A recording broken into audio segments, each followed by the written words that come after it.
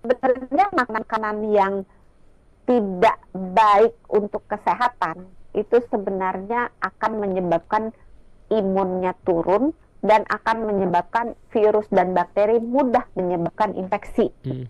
Tapi kalau misalnya makanan yang secara spesifik langsung menimbulkan radang, itu pada umumnya sih mungkin goreng-goreng yang digoreng dengan minyak yang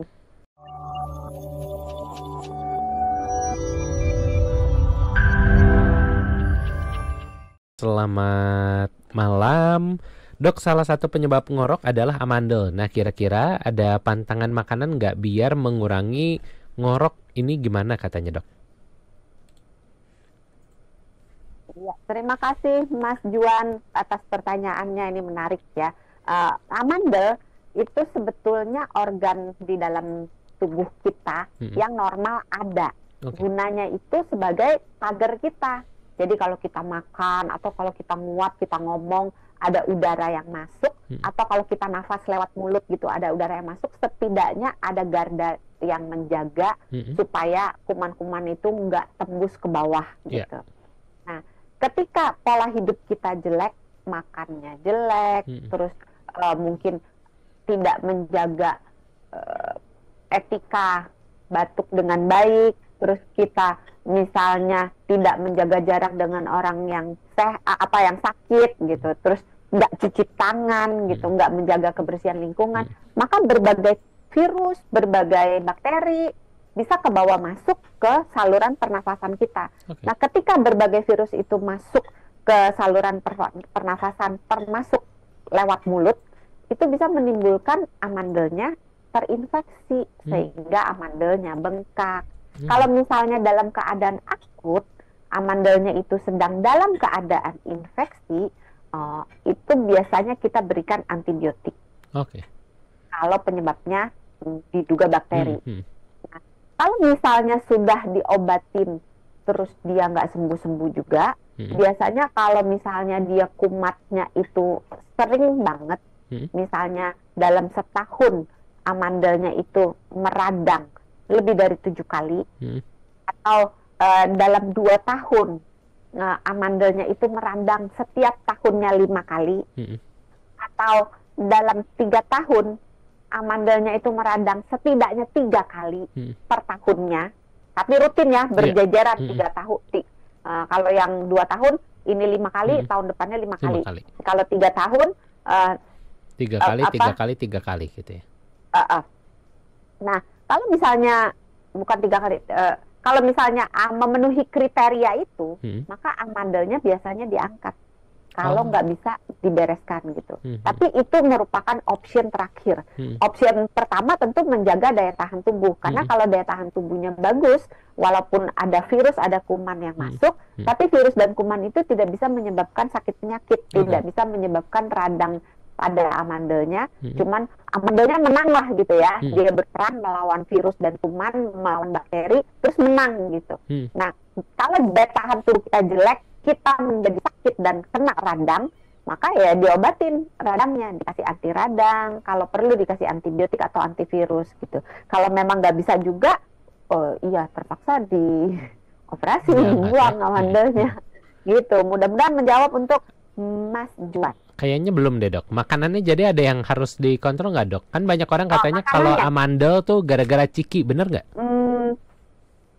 Sebenarnya makanan yang tidak baik untuk kesehatan itu sebenarnya akan menyebabkan imunnya turun dan akan menyebabkan virus dan bakteri mudah menyebabkan infeksi.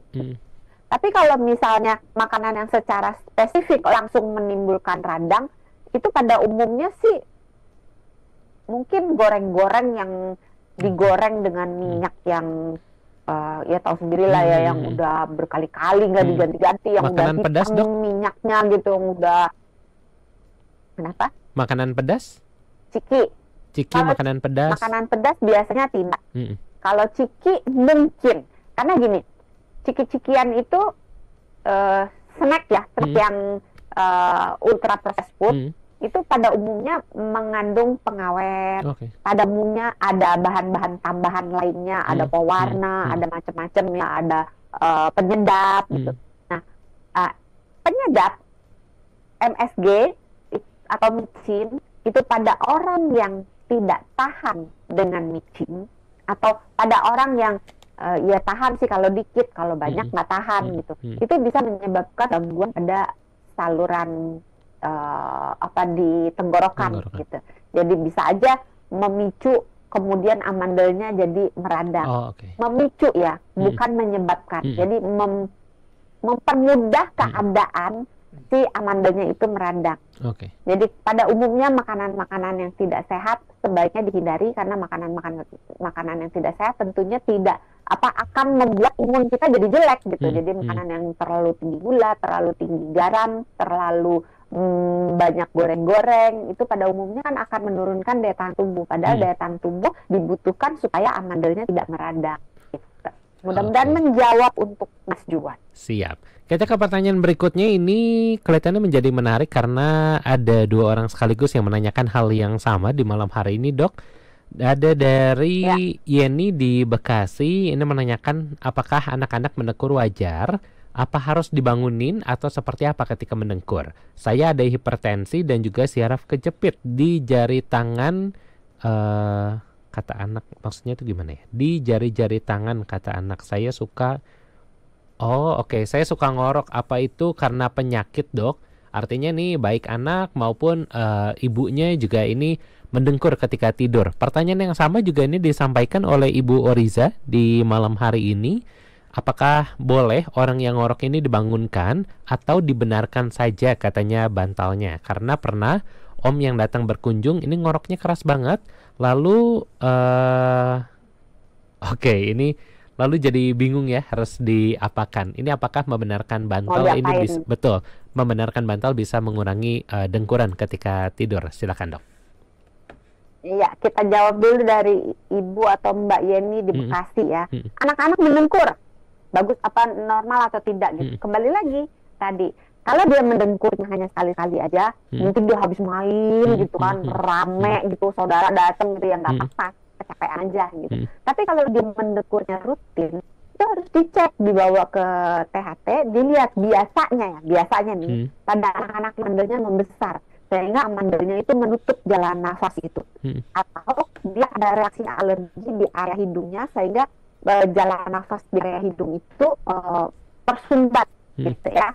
Jadi dilihat, kalau sekali-sekali biasanya tidak apa-apa, tapi kalau rutin, apalagi keras, apalagi disertai dengan henti nafas, maka hati-hati, jangan-jangan itu namanya kita OSA, obstructive sleep apnea.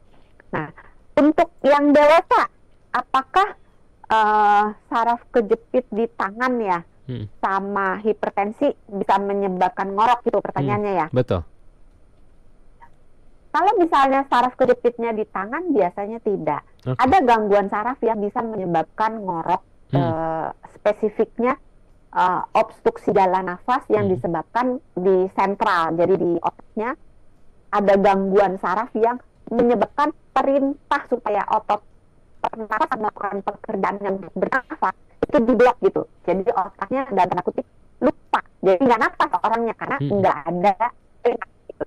Tapi itu tidak di tangan. Jadi kalau di tangan biasanya tidak berhubungan secara langsung dengan ngorok. Tapi kalau hipertensi mungkin secara langsung tidak, secara tidak langsung bisa. Karena orang-orang yang hipertensi pada umumnya, banyak juga yang berat badannya berlebihan alias kegemukan. Nah, orang yang memiliki berat badan berlebihan alias kegemukan itu mempunyai resiko untuk menderita obstruksi atau sumbatan di jalan nafas yang lebih tinggi daripada orang yang berat badannya normal. Dan sebaliknya, orang yang mengalami jadi namanya OSA, obstruksi jalan nafas, itu biasanya akan menimbulkan resiko yang lebih tinggi untuk dia terkena hipertensi karena kan kualitas tidurnya buruk.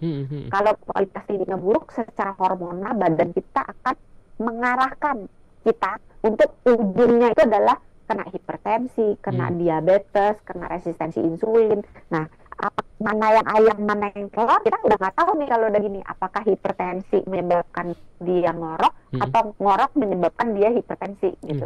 Jadi untuk Ibu Yeni mudah-mudahan menjawab. Terus untuk Ibu Orisa, kalau misalnya kita sebagai si korban yang tidur bersama dengan orang yang ngorok, apa yang harus dilakukan gitu?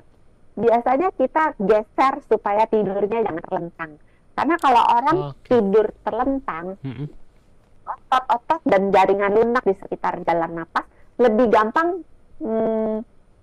jatuh ke belakang dan menutupi jalan nafas.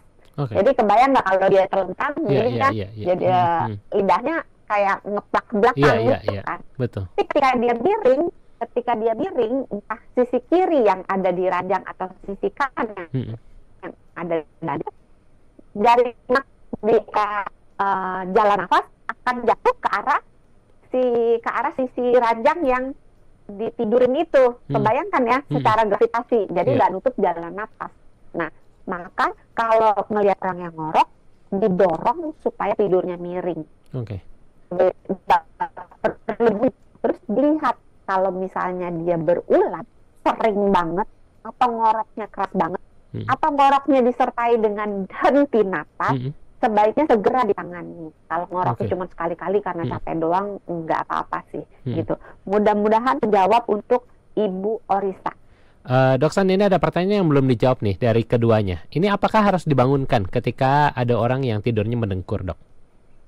Enggak, kan tadi udah saya bilang nggak perlu dibangunin, dimiringin aja.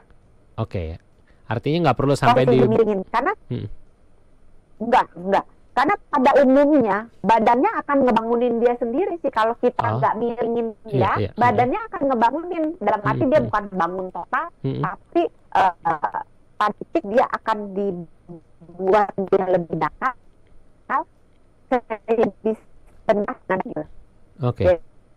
Jadi nggak perlu, tapi di bawah posisi tidurnya itu miring. Kalau anak-anak mau belajar, orang tua juga bisa ganjal area kepala, leher dan punggung badan. Karena kayak begitu itu si badan buat hanya doang tinggi dari situ. Supaya nggak sih? Nggak kedengeran, Dok San. Area kepala. Halo? Ya. Kedengeran? Nah, ini kedengeran, Dok. Yang tadi nggak kedengeran, Dok. Kepala, leher, dan punggung atas ditinggikan. Ditinggikan. Jadi jangan cuma kepalanya doang. Nah, kalau kepala aja orangnya kan jadi nekuk begini kan. Kebayang ya nggak belakang kepala. Berarti kan orangnya bisa jalan kecil. Kebayang? Kebayang. Jadi intinya bagian kepala, leher dan punggung ditinggikan. Baik.